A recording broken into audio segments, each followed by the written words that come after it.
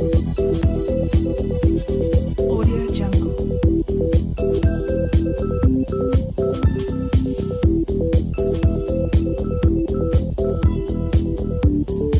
Audio Jungle.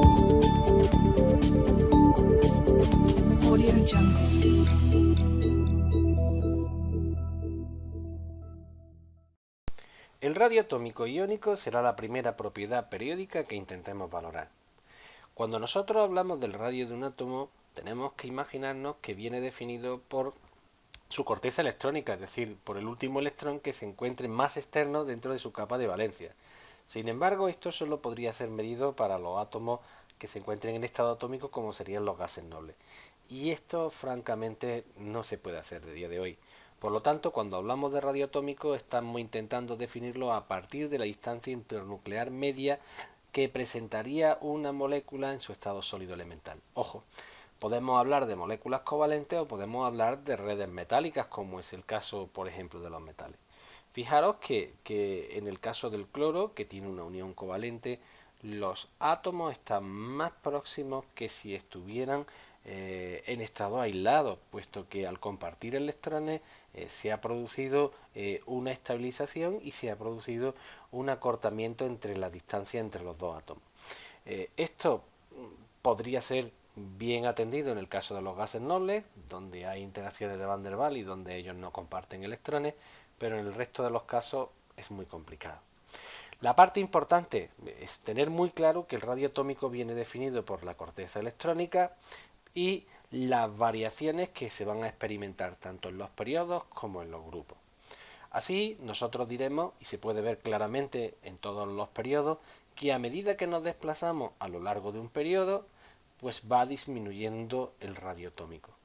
Aquí viene la justificación, que es lo más importante. A medida que nos desplazamos en un periodo, va aumentando la carga nuclear efectiva y por tanto los electrones estarán más atraídos por parte del núcleo.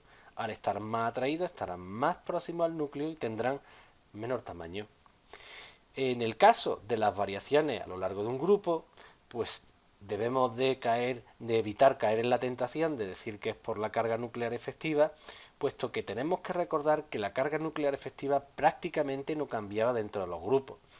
Pero a medida que descendíamos en un grupo, los electrones de la capa de valencia se encontraban en niveles de energía superiores. Así el hidrógeno estaba en el nivel 1, el litio el 2, el sodio el 3. Y es que el número cuántico principal daba información sobre la energía y sobre el tamaño del orbital. Así los electrones que entran en los orbitales, en la última capa de valencia del rubidio, entran en un periodo 5 y por tanto n es igual a 5 y los electrones estarán muchísimo más alejados del núcleo. Por tanto y en consecuencia tendrán que tener mayor radio atómico. Es curioso que fijaros que en esta tabla no aparecen los metales de transición y es que no cumplen esta ley periódica. Esto es consecuencia de que sus electrones se encuentran en capa interna, es decir, nosotros debemos de recordar que los orbitales 4s solo tenían menos energía que los orbitales d mientras no entraba un electrón en un orbital d. En el momento que entraba un electrón en un orbital d, estos volvían a su posición en su nivel 3, que ese era el nivel interno, y por tanto a partir de ahí todos presentan prácticamente una carga nuclear efectiva muy parecida y las diferencias en los radios no se pueden justificar por estos modelos. Diferente es el concepto de radio iónico, y es que muchos de los compuestos de la tabla periódica cuando se combinan ganan o pierden electrones. En estos procesos de ganar y perder electrones se produce un cambio drástico en la atracción que ejerce el núcleo sobre los mismos y esto va a provocar un cambio en el tamaño de los iones. Fijaros que en esta reacción el cambio tan grande que experimenta el litio al ceder uno de sus electrones al flúor reduce prácticamente su tamaño a la mitad, mientras que el flúor lo agranda por completo. Así, en el caso de los cationes, pues lo que debemos que nosotros de plantear es que al perder electrones, pues habrá un menor apantallamiento y por tanto la carga nuclear efectiva que ejerce el núcleo sobre el último electrón de la corteza electrónica será mucho mayor. En consecuencia, el electrón estará más fuertemente atraído, más próximo al núcleo y por tanto tendrá menor tamaño. Fijaros cómo el caso del litio pasa de tener un tamaño de 1,52 a un tamaño de 0,9. O el caso del berilio de 1,12 a 0,59.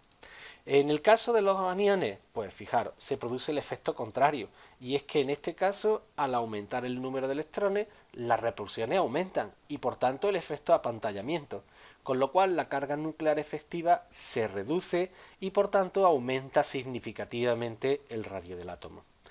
Y con esto tendríamos visto esta primera propiedad periódica.